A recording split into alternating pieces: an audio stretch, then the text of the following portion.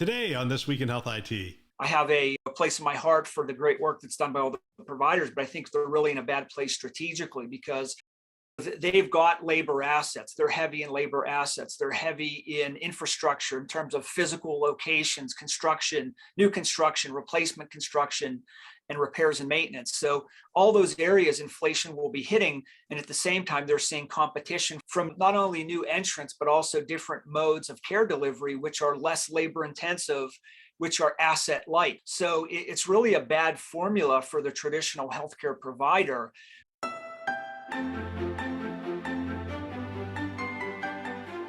Thanks for joining us on This Week Health Keynote. My name is Bill Russell. I'm a former CIO for a 16-hospital system and creator of This Week in Health IT, a channel dedicated to keeping health IT staff current and engaged.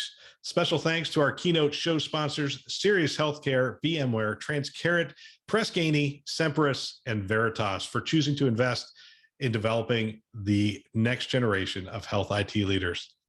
Thanks for joining us on This Week Health Keynote. My name is Bill Russell. I'm a former CIO for a 16-hospital system and creator of This Week in Health IT, a channel dedicated to keeping health IT staff current and engaged.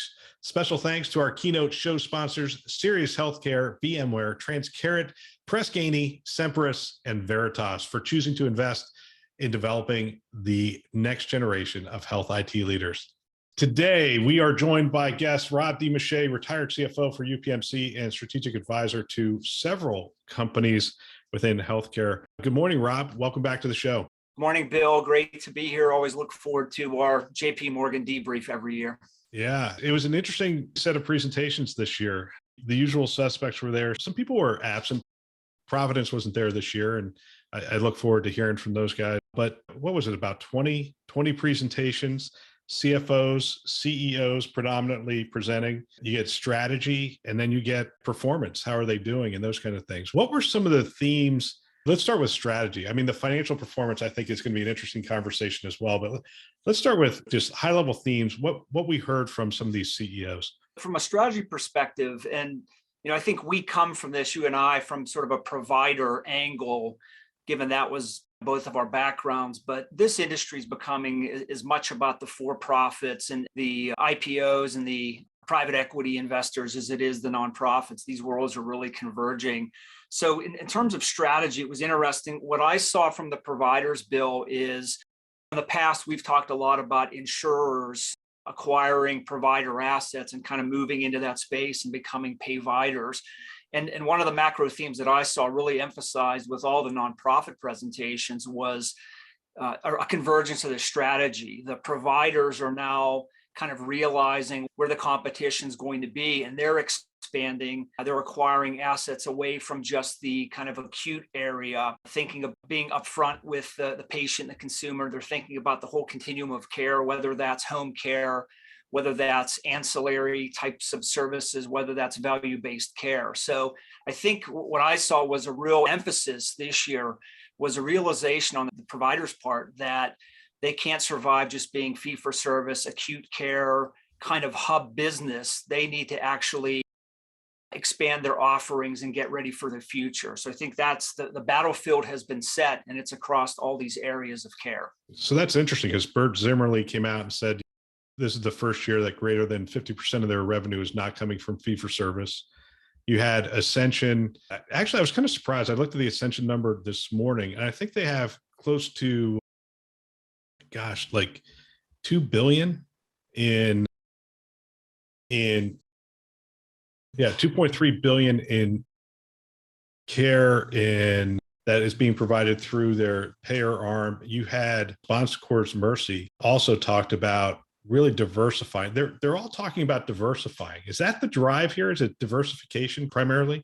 I think it is. And again, it's in two areas. It's the diversifying some into value-based care. And there's some really good success stories. You have your traditional ones like your Kaisers and your Intermountains and your UPMCs who have been in the insurance business for a while, but you have others that are now beginning to invest more heavily, whether it's those initial, I think Prisma called it the value journey or the risk journey, but there are others like Spectrum Health, where Actually, nice story, about 60% of their revenues is from the insurance side as opposed to the provider side. So that whole thing, Bill, not only is it expanding into the insurance and the risk-based arena, but it's moving away from acute care only as kind of a hub-focused business to say, we've got to start thinking about ambulatory care. We've got to start thinking about home health. So they're expanding both their offerings and then also their business approach in terms of fee-for-service versus risk-based. And I've heard some of your previous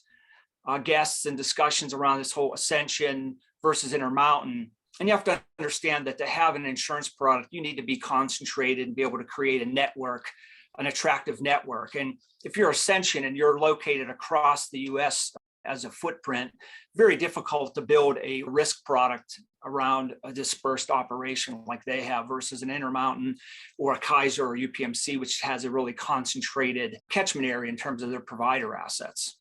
The interesting question I have on that is, I made the provocative statement that if I were Ascension, I would look to maybe consolidate so that they could build those things out more effectively. And if they're going to do that, they should potentially look at some markets and sell off some of those markets where they just identify that they're not going to be able to do that. And I'm not looking for you to weigh in on that. It would appear to me that there's an aspect of this that requires you to have a good continuum of care and be able to contract in with density and with scale in certain areas. But you also have systems in the other, out of the other side of their mouth, essentially saying that they're looking to break out of the geography, but completely different strategies. They're not looking to break out of the geography by acquiring more health systems. They're looking to break out of the geography by embracing digital, embracing new products, new ways of going to market. I throw that out really, I guess, to get your comment of how you might be thinking about this thing if you were the CFO. Well, I think those, and it may be kind of an older way of thinking around creating national scale in the scale economics of adding hospitals in different regions of the country. And there's also a mission-driven part of that with Ascension and Common Spirit, right? It's to spread this ministry and that type of care across the country. But I think one of the realities is to leverage scale. There's a tipping point in terms of a market presence where you start to realize the benefits of scale. And if you don't get to that tipping point, then you have more of what I call an outpost, and you're not able to leverage either payer contracts or staffing or your physician network to your benefit. So I think that's some of what maybe those large systems, those large Catholic systems are facing with their dispersed footprint. When you hear others talking about, look, we're going to focus on core markets where we have basically a tipping point of scale and size and market presence. So I think that is the future, Bill. It isn't just how geographically dispersed can you be. It's where can you actually make a mark, make a presence with your size and with your offering. And that's reputational, that's quality, that's service lines. And it's hard to do with a national footprint like those organizations have. So I think in the future, they probably will, and they have to some extent, looked at their footprint and rationalized, but that's probably something that you're going to see more of in the future. Absolutely. Yeah, it's interesting. I do want to move to the financial aspect of this, but the Common Spirit acquired CHI. CHI was loaded with outposts as opposed to, they had some areas where they were geographically focused. And so Common Spirit is, I think, at the end of their 2 to 3 year digestion of that elephant, and they've done the things they need to do, and they're starting to return to the financial performance I think that people expect. But at the end of the day, it's $33 billion. The scale of that is pretty significant. It gives you, as we've talked before, it gives you a lot of levers to pull, doesn't it? That's a big system. That's a big operation to manage effectively. It takes great people. It takes great leadership. And the degree of difficulty is just off the charts, I think, Bill. That's a tough putt for anyone that size and that scale, especially, and I know we'll get to this, with all the competition that providers are facing and will face going forward. Again, it isn't just, as I've said before, it isn't just the other system across town. It's all these other disruptors that are entering the markets, the digital, the insurance, and that's just very formidable competition, especially. So it's one thing if you're very strong in one area, like a Northwell, like a Mayo, like a Cleveland Clinic, UPMC, where they own a region basically. And so they can hopefully compete effectively against these large new entrants. But to be a small regionally small system, maybe part of a larger system, but small regionally, very difficult to have a competitive offering in a local market with all the competition. A small regional. We talked about Prisma last year. The Prisma presentation is interesting to me. I mean, I look at their geography. It's mostly rural except for Columbia, South Carolina. It's South Carolina health system. But really impressive results, and their strategy is really impressive given their geography. Yeah, actually, Prism is always, at least the last 2 years, has been one of my favorites. I made a mark again this year. A great presentation by the CEO and CFO. I think they're on the right path. Their message this year was again the push to ambulatory, the push into home care, and they've created, I think, an arrangement or a venture where they have created a new revenue stream, a very profitable margin-wise stream of work by pushing things outside of the acute footprint back into the home. And they also talked about the risk journey. So they are moving aggressively, not necessarily with a health plan, but into risk-based contracts with payers to move away from fee-for-service to value. So this is a couple of years now where Prisma's had really interesting presentations. So I think it's a combination. They do a good job with their slides and their presentation, but also the underlying message is very, very strong and the right one. So I think they're headed in the right path, and the results have been improved the last few years. Rob, this is what happens when we have just an off-the-cuff conversation. We started and I said we're going to talk strategy, and then I got into specific presentations. What other themes? I mean, one of the themes I heard was this labor crisis seems to be pervasive across the entire country. It's not regional or market-based. And the word that I heard over and over again was headwinds. So I heard that as headwinds, which obviously increases the cost of labor. There's a concern about inflationary pressures coming, additional headwinds. Were there other headwinds that you heard about? And how would you comment on the first two? Well, I think nearly every presentation dealt with the labor, either in their presentation or through follow-up questions. So it's an issue for everyone. And there were different numbers thrown out. Advent had $440 million in excess agency spend. So if you think about that in a traditional year, that would be right off of the bottom line. Intermountain had $95 million in budget overages.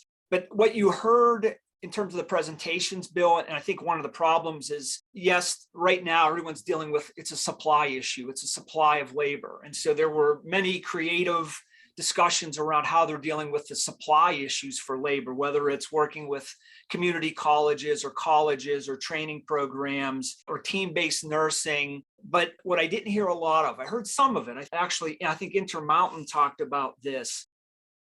Who's dealing with the demand for nursing? How are you changing your care delivery to deal with this nursing shortage? And I think Intermountain spoke about actually kind of using digital and remote monitoring to keep people at home, to keep them well, to avoid the hospital, basically. So they're dealing with not the supply issue, which you have to deal with tactically, but I think it was good to hear, at least from a few of them, not enough of them, is what are you doing strategically to change care delivery to reduce the demand? And that's very hard to do right now when you're dealing with a crisis and your hospitals are full. So it's really hard to be strategic and think about these things when you're in the midst of a tactical crisis. So, but we heard mostly about the supply issues, Bill, and the reaction and the creative responses to the supply. But I think longer term, this becomes a demand discussion. How do you reduce the demand for nursing or deliver care differently? One system even talked about an immigration program, which was bringing nursing labor in from other countries. And ultimately, this is a whole other show you could do, maybe not your swim lane, but in terms of our country's immigration policy. We've always relied on immigration and immigrant labor to deal with the great growth in our country. And I go back to the steel industry and the coal industry in the 20s and the 30s and the 40s. Nobody wanted to do those jobs. And so they relied on immigrant labor to do that work. And you created a whole new generation of Americans basically from that. And we have that same opportunity now in healthcare and hospitality, where we could be training and integrating a whole new influx of amazing American citizens. But politically, it's probably unlikely to happen. But a couple of systems are exploring this option with using foreign labor. As a CIO, we were always looking at sponsoring people coming into the country and whatnot, because we always had areas within IT, not all of IT, but certain areas where we needed specialized talent.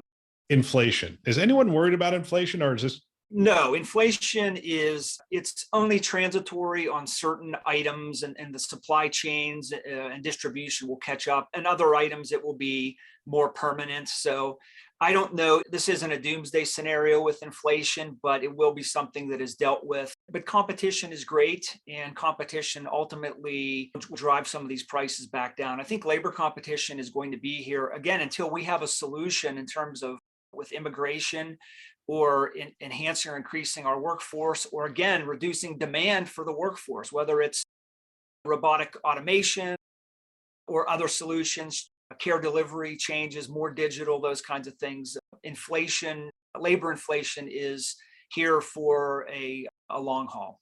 Yeah, we heard that from some of the CFOs. Labor inflation is going to be around for a while. So let me ask you this. I mean, does that mean we should expect the cost of care to go up, or is there enough competition that you're not going to be able to raise those? I mean, some of the rates are fixed, obviously, but, or should we expect fee for service to go up next year? I would assume.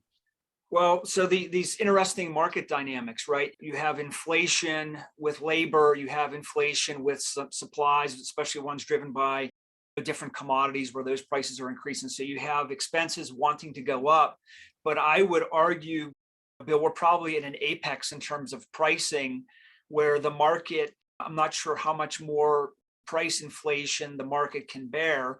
And you have these new entrants coming in as well. And I feel like every time we're on the call, coming from a provider environment like you, I have a place in my heart for the great work that's done by all the providers, but I think they're really in a bad place strategically because they've got labor assets. They're heavy in labor assets. They're heavy in infrastructure in terms of physical locations, construction, new construction, replacement construction, and repairs and maintenance. So all those areas inflation will be hitting. And at the same time, they're seeing competition from not only new entrants, but also different modes of care delivery, which are less labor intensive, which are asset light. So it's really a bad formula for the traditional healthcare provider when, those digital assets, the impact of inflation is not as great on somebody who has a digital first model or an insurer who has kind of franchised out their care continuum to partners.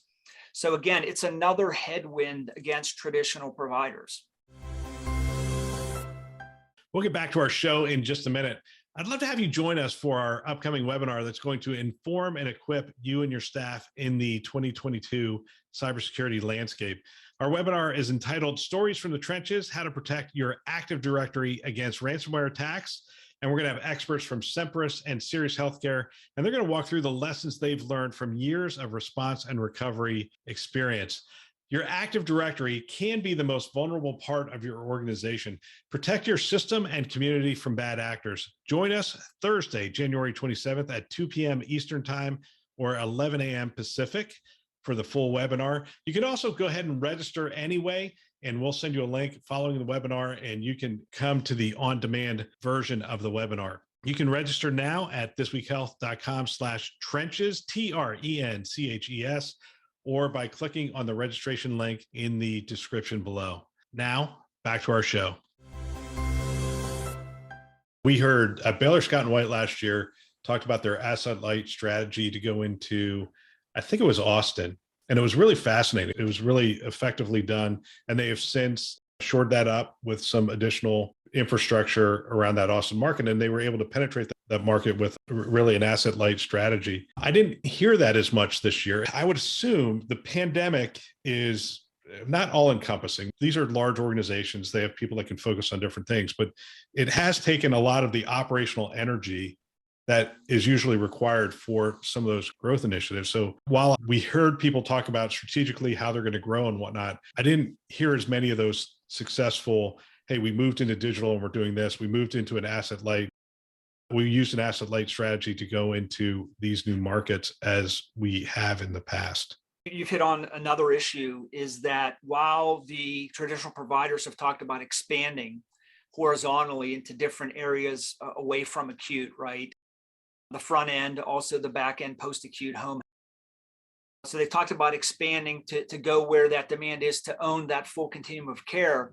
What they haven't talked about is what I'll call the stranded capacity that's left behind. So it's great that you're growing in the areas that you need to, but you're still saddled with this infrastructure, this old kind of bulky, asset heavy infrastructure of inpatient beds and inpatient locations. And so what no one talked about, these are the really difficult discussions. How do you minimize that footprint, that inpatient acute footprint, while at the same time expanding your ambulatory and outpatient footprint? So I always look to the for-profits for thought leadership. And it's interesting on the same vein, Bill, during Tenet's presentation. So Tenet is a provider. So what is Tenet doing to get ready for the future? Very interesting. Tenet, and they announced this several months ago, they're reducing their acute care footprint. They're reducing the number of hospitals that they own. And at the same time, they're expanding their ambulatory footprint. So an interesting statistic, between 2017 and 2021, Tenet reduced their acute care hospitals from 76 to 60, and they increased their ambulatory surgery centers from 267 to 438. And they have plans to go to 600 ASCs by 2025. So you think about what they're doing. They're successfully becoming lighter. They're maybe not asset light like an insurer, but they're becoming lighter to say, we're truly going to have a hub and spoke model where we do acute care. And this goes back to our common spirit Ascension discussion, where we're going to have an acute hospital. We're going to be a market leader. We're going to invest in the facilities, the infrastructure. We're going to do really, really well in fewer locations, but we're going to go to where the action is, which is in the ASCs, and expand our footprint. So again, it's trying to be less capital reliant, less infrastructure reliant, fewer beds, less inpatient, right? Everything's moving away from inpatient. So I think you have to look at Tenet as a model. And the question is, can the other non-providers mimic that model? It's very difficult to do. As a for-profit, it's easier, but a nonprofit's worried about the mission, they're worried about the communities that they serve. But as they expand horizontally, there has to be a realization that it isn't going to increase. That volume is just going to be spread out from inpatient to outpatient settings to preventative care to wellness and whole health care. And that's going to reduce the demand for the inpatient and acute beds. So the strategy is in front of everyone. The question is who can execute to it. The other discussion was with a public company, Surgery Partners, and they're in the ASC business as well. And I thought it was interesting. They're looking at this outpatient surgery market. Now, the CMS has kind of backtracked on this inpatient only listing. There was just a ruling where they were going to be eliminating a bunch of procedures from the inpatient only list. That was going to be a boom for the ASC industry. And that got walked back a bit by the Biden administration. But I think ultimately we've seen that care can be delivered safely in an outpatient setting. So that is the future. What Surgery Partners forecast is that it's about a $90 billion market today. That's going to go up an additional $60 billion will shift to outpatient. And it's an area where their statistic was there are 6,000 ASCs today across the country, and about 70% of them are independent. So it's an opportunity for them to kind of roll up the industry and to consolidate the industry. But I think from a de novo standpoint, it's an opportunity for them to grow as well. And it's interesting, they do joint ventures with physicians to some extent. So the physicians have a stake in the success, the quality, the cost, the delivery in their model. And that's very attractive to a physician. And it's also, the incentives are not misaligned, right? It's all about doing something successfully, doing it cheaply, and doing it in a way which is great for the customer and for the patient. Interesting, you talk about net promoter scores, and they have a net promoter score of 94. And if you think of, and this was a lot of the presentations had NPSs, and they were in the 90s, some of the digital providers and some of the other new entrants. And these are higher than Apple, Amazon, Costco. So this is the winning model that I think the providers need to look to. The question is, can they execute on that difficult of a shift in strategy and in some cases mission? Let's talk about the CFO portion of the presentation. So the CFO's got up there. The investment returns this year had to be astronomical, I would imagine, because it would indicate that all their balance sheets looked pretty strong. All the ratios look pretty strong. I would assume that's a result of the investment returns. Yeah, I think it was a combination of, and you touched on this in some of your other discussions, but the balance sheet statistics were through the roof. It's a combination of things. Some of them rationed capital during the heat of the COVID crisis. There was massive federal stimulus dollars that went to the large successful system. This was really kind of a size-based stimulus. So the larger you were or are, the more in stimulus dollars that you received. Really the only one, I may be shorting someone here, but the only one that I know of that announced the return of the stimulus dollars was Mayo. Everybody else, rightfully so, took the stimulus dollars. But in hindsight, Bill, if you think of it, these systems have done quite well. The ones that have an insurance arm actually did better. The question is, if you think about a stimulus, and we were all thinking about how do we maintain care, and this is a crisis, and let's get funds immediately to where care is being delivered. But in hindsight, those stimulus dollars probably would have been better used on the struggling systems because they're still struggling. They don't have the balance sheets. They don't have the investment portfolios, which had significant returns during the last several years. So it probably would have been better directed towards those small, mid-sized rural systems that weren't financially stable and actually still aren't financially stable, as opposed to the large successful system, because the rating agencies have to love this. The days cash on hand, are all probably at all-time highs. The leverage is decreasing as the investment balances have increased. So it was a great story from a balance sheet standpoint. But again, unfortunately, it's dwarfed by the capacity of the insurers and some of the large retailers. As we go into another tangent, just one statistic, CVS, in their presentation, they said that about 50% of their free cash flow was going to be available for either M&A activities, dividends to shareholders, or stock buybacks. And so that number, 50% of their free cash flow, is somewhere between $20 and $25 billion. So if you think about that, that's available. Again, they can return it to the shareholders, they can put it onto the balance sheet, or they can go out and do strategic acquisitions. And this would be a great chart for somebody to show the insurers and all of the wrap-in acquisitions that they've done. Just a couple Walgreens talked about. And again, these are all provider, patient-centric, patient-facing entities they're acquiring.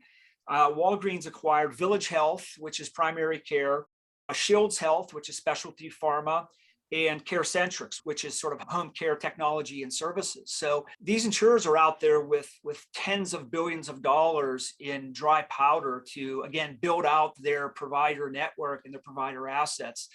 And that's really, again, dwarfs even the largest provider is very small compared to some of the scale that these insurers and these retailers have. So tough. It sounds like I sat in on the nonprofit track. It sounds like you hit a lot of the for-profit track as well. So the beauty of a virtual conference is everything's recorded. So my strategy with this, cover everything, is I listen live to the nonprofits on Monday and Tuesday. And then in the evening, I go back and I watch the virtual presentations. And then there's a lot of pharma kind of on Wednesday and Thursday. And I don't follow the pharma as much, but I use Wednesday and Thursday and this past weekend to go back and rewatch. And because the for-profits, to me, that is, ask all my nonprofit colleagues and even your listeners, go out to their websites. They're public companies. They publish this information. These presentations are all on their websites. And if you want to get a roadmap for how the competition is viewing your business and this addressable market, go listen to what they say. And it will be, I think it will help you as a provider executive to think about the need for future thinking and for being strategic and where you need to be as a system versus where you are today. You brought this up, and at JPM, we're primarily, I think the smallest system we're listening to is maybe $1 billion, maybe $2 billion, maybe even $3 billion at this point. So those are fairly sizable. And if they're at JPM, they generally have a market shored up that they're serving. I think one of the smallest was Oregon Health and Sciences was one of the smaller ones. Prisma is probably one of the smaller ones, but they're sizable. I mean, they have some scale. but there's an awful lot of others that didn't receive that funding that maybe are struggling. Are they just out and out acquisition targets at this point, or are they going to be able to claw their way back? I wish I had a great answer to that, because if you think about it, in the old world, they'd be acquisition targets, and primarily the ones that are partially healthy or ones that could really benefit by a larger provider partner who can provide academic physician staffing or some scale around supply chain. But I think with these other issues in our previous discussion a few minutes ago about the move away from acute care and inpatient beds, I think it's got to be a combination of the country needs a rationalization and how is care delivered, and the industry's talked about for years, right? More telehealth, true hub and spoke. How do you actually deliver care? And these insurers are talking about delivering care. I think it was, I'm trying to think of which insurer it was. It might have been Cigna. It was Cigna that talked about actually whole person health and delivering virtual primary care, virtual chronic care, virtual behavioral health care. So these new technologies providing for rural areas that this will become available to them. So what do you need? What do you need in your community? Certainly like an emergency department or some kind of capability, but do you now have to move to a hub model where you need to travel a bit for surgery of some type? It's just the reality, I think, of the economics of where we are as an industry, or these rural providers will need to be subsidized by the government, which also might be a good use of funds, basically, if the business model can't sustain them. But I don't know that they're acquisition targets. And the attitude of the Biden administration has been to actually crack down and put more scrutiny on these acquisitions by health systems of other providers. So there's a regulatory headwind there as well, when it's probably the right business decision for some of these struggling providers to look for consolidation partners. So again, they're in a really bad position, I think, Bill. They don't have the financial strength. They don't have scale and scope. So it's really hard. And they have the same competition that these large providers do with all the digital disruptors and the insurance companies. And of course, in these rural areas, there's a CVS and there's a Walmart as well. So they're going to face the same competition as the large providers are going to be facing in the cities. Yeah, I work with some of the smaller systems, and one of the stories I hear is they're struggling for talent because, at least on the IT side, if you train them on Epic and they live in a rural area, there's nothing to keep somebody from Philadelphia, New York, or whatever from hiring them away. These IT organizations now have a 48-state strategy for providing the services they need. So they hire an Epic analyst in a small town, they get a significant pay increase. And now they're really struggling for the talent they need to keep going. They have the same weapon available to them, right? It's going to be at a higher price point. So there's going to be labor inflation, but they can hire a person from New York City to work in a rural Pennsylvania community, basically, right? That they couldn't do before when they had to get them to relocate to their town. Yeah. Other presentations, now we've gone through the financials a little bit. We've gone through the strategies. Are there any other presentations that sort of jumped out? Well, it was interesting. I think it was you'll appreciate this. I think it was the Advent discussion. It was Advent around their Epic install.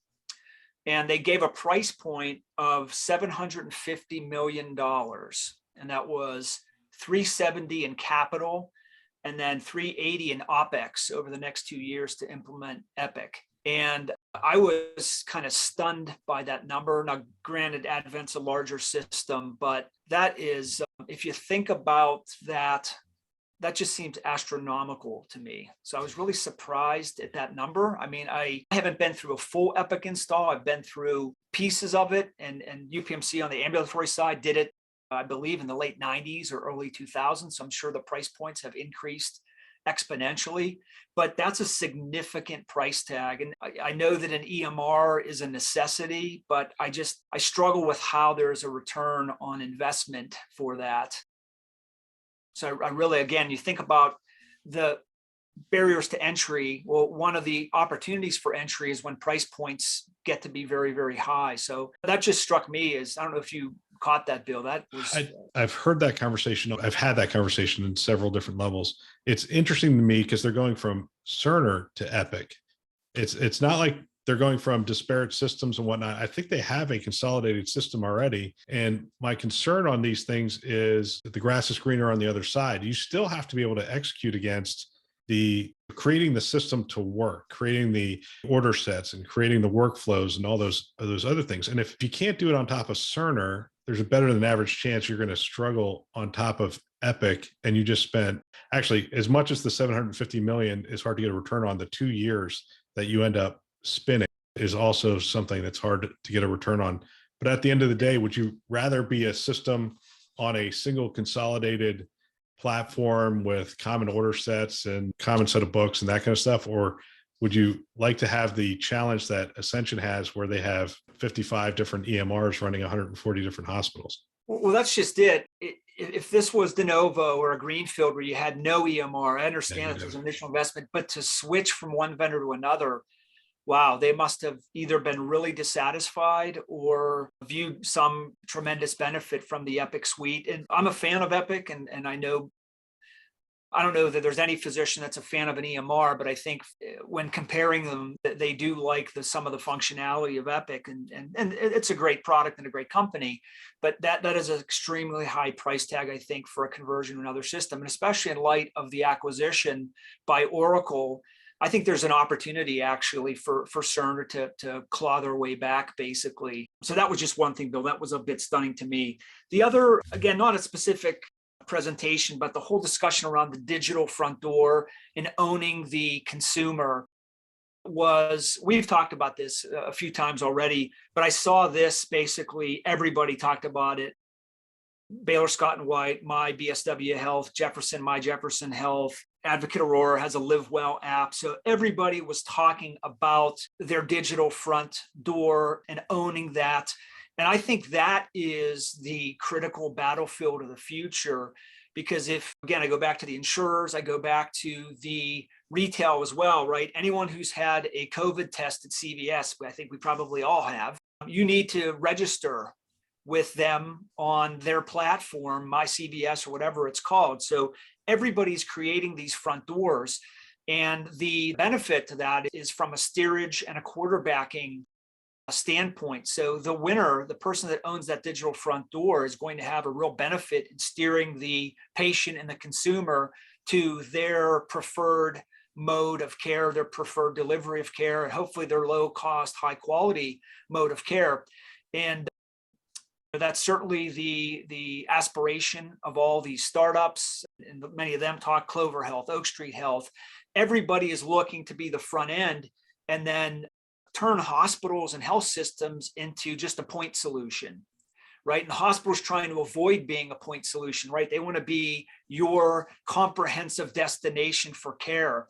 And I'm not sure who's going to win that battle, but again, these digital disruptors and these insurers, if they have 90 NPS scores and 95 NPS scores, it's going to be really hard for, I think, health systems to duplicate that level of functionality, IT functionality, access with physicians as opposed to retail and digital.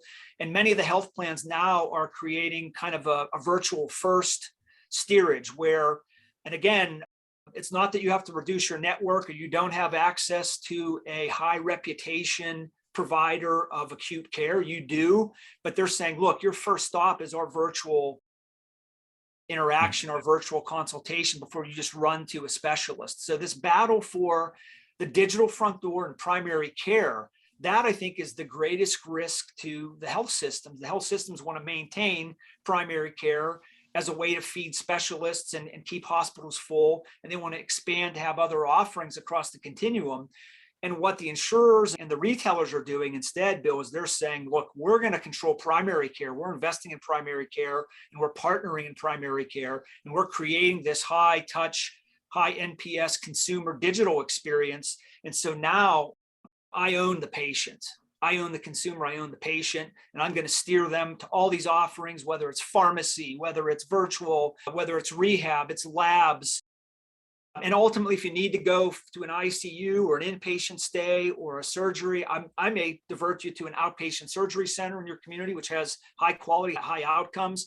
But ultimately, if you need it, I'm going to have inpatient acute care as a point of service solution. So the war, to me, the war is primary care and digital. And I think it's going to be tough for providers to win in that space.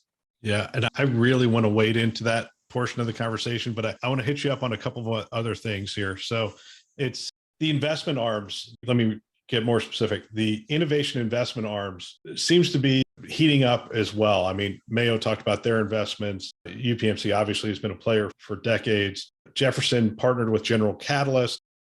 They also participated in Livongo. They're participating in Transcarent. You had Secours Mercy actually hired a chief diversified growth officer, I believe it was called. I mean, and so they're all looking to grow.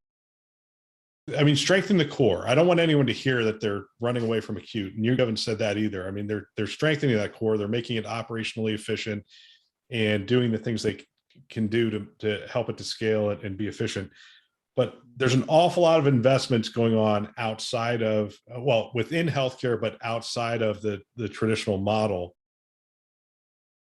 Do health systems believe that that is a significant avenue for new revenues for them to participate in that space? And you're seeing them hire people with investment backgrounds and people that you would see at a VC firm or you'd see at a private equity firm. Yeah, it's interesting. That was another theme. Advocate Aurora talked about an enterprises arm. Northwell continues to invest in that. So everybody has moved to that space. And again, we can have a separate discussion around, again, federal stimulus dollars kind of coming into the balance sheet and then enterprise type investments going out into what are riskier investments than a traditional investment portfolio balance between equity and fixed income. So everyone's doing it. Whether you're going to create a new revenue stream as part of your operations, I think that's very, very difficult to create something that you now run, which is delivering operating revenue and operating income. What we've seen these do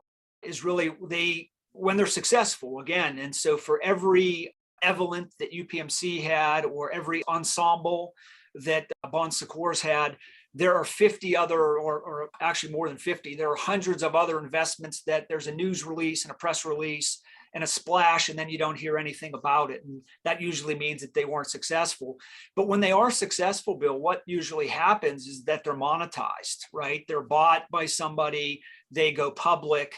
And many of these investments are minority investments and not majority operating investments. So to me, I get the idea of how can we take either something, and I forget, someone had a slide around the different ways to create these opportunities. And one of them was inside out, and one of them was outside in. If you recall that one, there were sort of like four ways to create the investment. That was Bon Secours.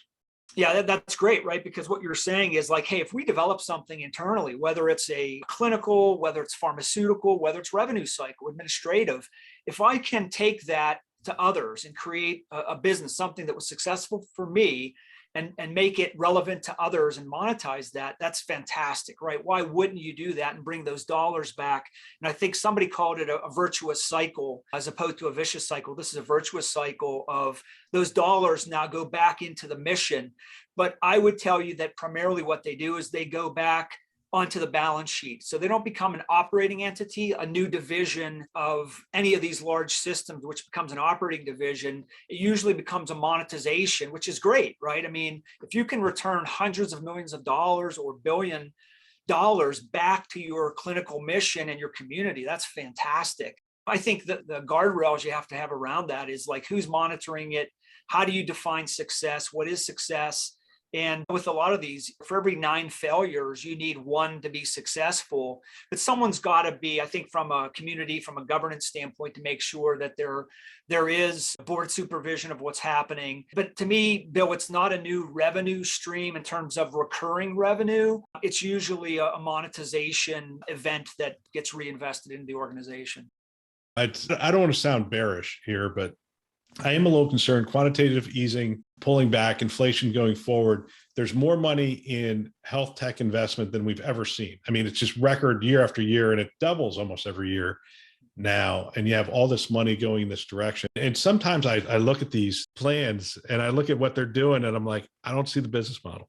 Who's going to pay for this? Oh, the consumer. No, they're not. Who's going to pay for that? I don't know. And you just sort of look at that, and there's a lot of those out there that I think, when the tide rolls back, and if you have as much gray hair as you and I do, you know that the tide comes in, tide goes back. It just happens over time. There could be a shakeup in this area. So I think that idea of having oversight in this area is really important, and really putting the right scrutiny on these investments moving forward. Because it's, as they say, it was easy to make money in the market over the last 3 years, and it was probably easy to make money in health tech over the last 3 years. But moving forward, that might get a little harder. So this cycle, right, we never learn, right? The markets never learn. So we had irrational exuberance for several years, and you're already seeing things start to pull back. And Medicare Advantage is a great example of that. And that was a theme. We've been seeing it with the valuations, with the stock prices. There was just a great article in Modern Healthcare, which kind of summarized what's happening. So I think some of that irrational exuberance is coming out. The estimates for cost savings, if you would have added them all up from all the new entrants, right, you'd have something larger than the entire addressable market. So there was some irrational exuberance. That doesn't mean those opportunities still aren't there. And so with Medicare Advantage, it's still a fantastic market. There's a real opportunity out there. And interesting, there was a great, one of my favorite slides actually was from Alignment Healthcare. And they had on one page, it was what I call like Medicare Advantage on one page. It's really great when if you can go back and see it, but it talked about the change in the market. It's going from 270 billion in 2019 to over 500 billion in 2025 with the addressable market. Medicare Advantage is going to be about 47% of all the Medicare participants. And the best statistic that every day we add 10,000 new people to Medicare rolls. So this, again, baby boomers aging, 10,000 new consumers of Medicare every day. And if about half of them are going into Medicare Advantage. So it's a great market. But so those opportunities are still there. Those disruptors are still needed. It's just the valuations were off the charts. And so I always say that the best investment is to be the second person in, right? Whether it's somebody opens up a restaurant, you want to be the person that comes in and buys all the assets at a discount after the first restaurant closed and buy everything at a discount. And it's the same with a lot of these investments. There's great technology out there. The ideas are great ideas. They are game changers. They will become part of the future. I think it's just a valuation and pricing issue. And there's still a ton of money looking for returns. So I don't know that and healthcare is still a very, very lucrative space for them to play in. So I don't know that the investments are going to stop. I think there's going to be a much more critical eye placed on where those investments are. And there are a lot of bargains out there. So we talked before about those with capital and cash looking to acquire. I think some of these organizations which are struggling right now with lower stock valuations are going to be targets for additional consolidation by some of the larger insurers or larger companies. So M&A will continue. This will be a consolidation space. There'll still be new entrants, but I think you're going to see much more consolidation, Bill, in certainly this year and the years to come. No, I was looking, this is probably the last thing I'll hit on, the Intermountain balance sheet, 460 days cash on hand. Is that an indication that they have some dry powder? A lot of dry powder. And great, the rating agencies love it. And every year, Bert puts a slide out where he shows their ratings and they're proud of them. And rightfully so, that's a well-run system. And they've got this figured out in terms of delivering care. I think, again, I get back to, and this isn't talking about Intermountain, this is talking about the large nonprofit providers. And you start to get into a discussion about, how much is too much and what is the right amount of reserves that's needed to run a system successfully and to have insurance capital reserves, which are statutory. But you get to a point where some of this starts to be questionable and you invite regulation and politicians to come in and comment on your industry, on you specifically, but also on your industry. So I think that's one of the things that we have to watch as large providers and large systems. Some of this financial health could raise a red flag, but at the same token, the dry powder that you mentioned of all these systems, the one thing they have in their favor, because we just spent the last 40 minutes talking about all the headwinds that providers have with insurers and new entrants. So this at least gives them one advantage, which is a strong balance sheet to invest and to move to post-acute and to close down redundant facilities and to move to service lines and reduce inpatient capacity. So some of the tough things they need to do, at least they've got the tailwind of a strong balance sheet.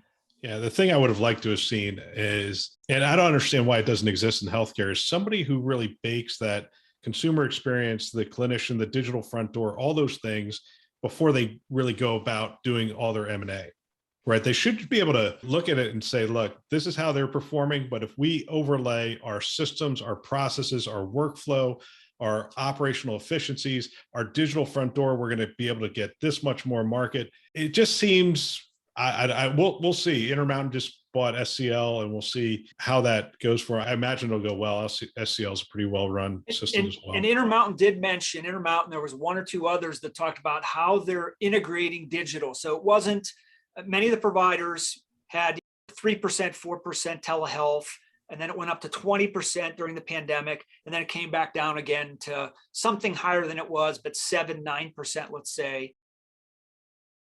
So it was used as a crisis, and then it went back down to the standard or previous levels. But Intermountain and one other system talked about, no, we're actually integrating this into our delivery of care. We're going to use digital isn't just a tactical solution. We're going to integrate that into our care delivery and into our continuum. I think that's the answer, because that's certainly what the insurers are doing. So I think that's the right strategy. We only heard that, though, from 2 or 3 of the providers that presented.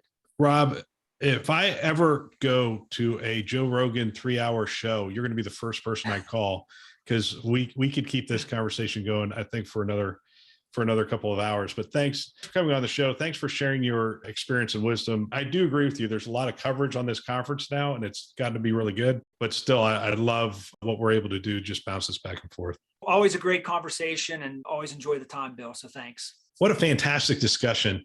If you know someone that might benefit from our channel, from these kinds of discussions, please forward them a note, perhaps your team, your staff.